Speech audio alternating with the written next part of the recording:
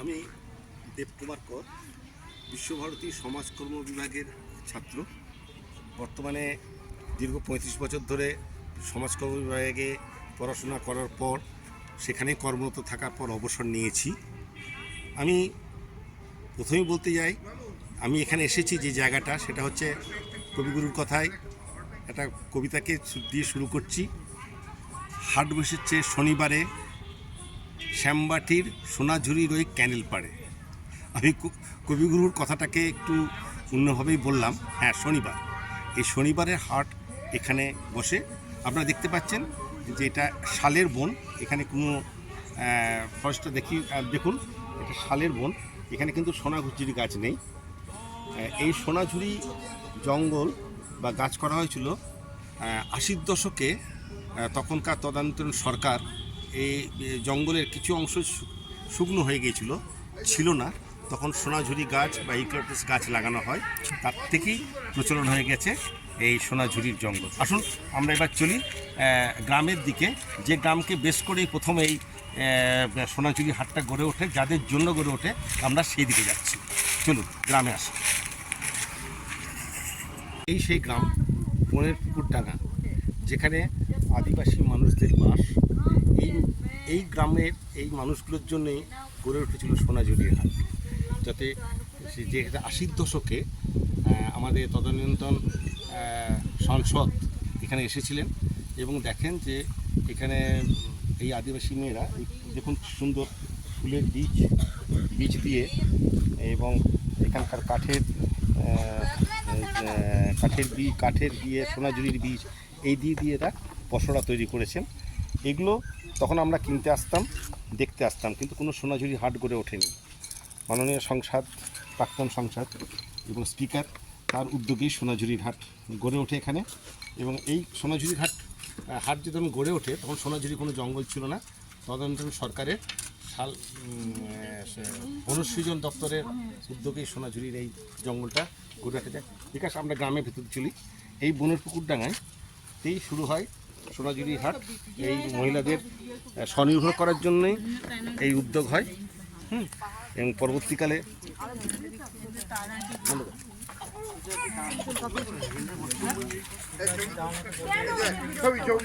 দেখেন যে এই দেখুন বাড়ির মধ্যে কি সুন্দর আদিবাসী মহিলারা বিভিন্ন রকম মূর্তি তৈরি করে রেখেছেন।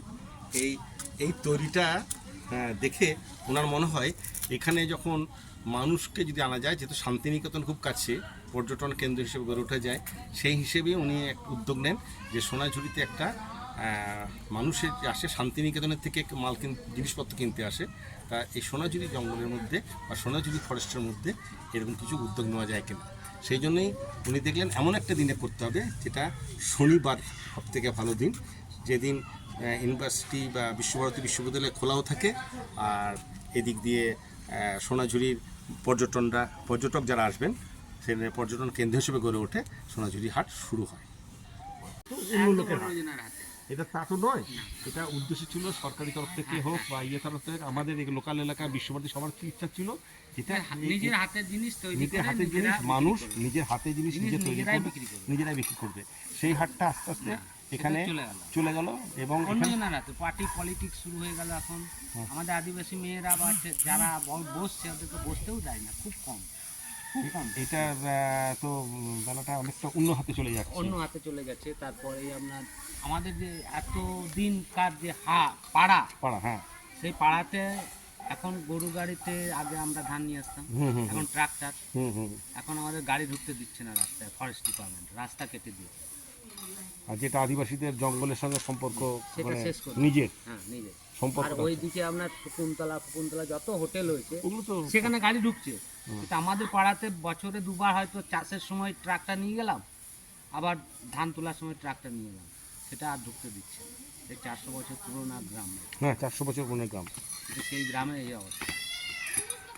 সেই রবীন্দ্রনাথের সঙ্গে তার সম্পর্ক এই গ্রামে সব হারিয়ে গেছে, আর নাই। শহরে একটা হয়ে যায়। এই বনের পুকুরডাঙ্গায় এখানে একটা ইতিহাস আছে যে 90 দশকে মাননীয় সত্যজিৎ রায় মহাশয় উৎপল দত্তের অভিনীত। আপনারা আগন্তুক বইটা দেখেছেন, একটা বটগাছের নিচে যে সিনটা রয়েছে সেটা এই প্রকৃতি এত সুন্দর ছিল। বটগাছটা ঠিক এই অঞ্চলেই ছিল, এখান থেকেই শুটিংটা করেন। এই সিনেমা স্পট হিসাবে এটা ভীষণ একটা ভালো জায়গা। বিকাশকে বলতে আপনি দেখিয়ে দিন, সুন্দর একটা। এবং 80 দশকে 19 জন আদিবাসী মহিলাকে নিয়ে যে হাট শুরু হয়েছিল, সেই হাট আজকে কয়েক হাজার মানুষ এই হাটে বসছেন, কয়েক লক্ষ পরিবার এই হাটের উপর নির্ভরশীল। এখানকার সামাজিক অবস্থা পরিবর্তন ঘটে গেছে এই হাটের মাধ্যম দিয়ে। যে 19 জন মহিলাকে নিয়ে শুরু হয়েছিল সে হাট আজকে লক্ষাধিক মহিলাকে কর্মযজ্ঞে সামিল করেছেন। এই হাটে যেটা পাওয়া যায় বিশেষ করে বাঁকা স্টিচের শাড়ি, বাটিকের অ্যাপ্লিকের কাজ, ব্যাগ, এবং মহিলারা বিশেষভাবে উপকৃত, পরিবারগুলো উপকৃত হচ্ছে। আর চলুন আমরা একটু এগিয়ে যাই।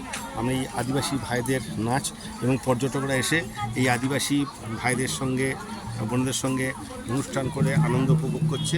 এই মেলাটা একটা ভীষণ আনন্দ উপভোগ করা একটা মেলা, যেটা হস্তশিল্পীদের পক্ষে আদর্শ একটা মেলা হিসেবে পরিগণিত হয়েছে।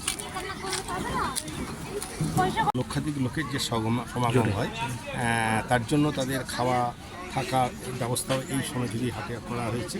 যেমন দেখতে পাচ্ছেন পিছনে বিভিন্ন হোটেল বা রেস্টুরেন্ট রয়েছে, যেখানে বাইরে থেকে লক্ষাধিক মানুষ যারা আসেন তাদের থাকা খাওয়া এবং আনন্দ দেওয়ার জন্য ব্যবস্থা, গান বাজনা, আদিবাসী নৃত্য, বাউল নৃত্য ব্যবস্থা আছে। মাদলে বাজে বাজে বাঁশের বাঁশি, মাদলে বাজে বাজে বাঁশের বাঁশি, ওই রাঙা মাটির পথে মাদলে বাজে বাজে বাঁশের বাঁশি, মাদলে বাজে বাজে বাঁশের বাঁশি, বাঁশি বাজে বুকের মাঝেলো, মন লাগে না কাজেলো, রইতে নারী ঘরে হলো, প্রাণ হলো দাসিলো, মাদলে বাজে বাজে বাঁশের বাঁশি, মাদলে বাজে বাজে বাঁশের বাঁশি, ওই রাঙা মাটির পথে মাদলে বাজে বাজে বাঁশের বাঁশি, মাদলে বাজে বাজে বাঁশের বাঁশি।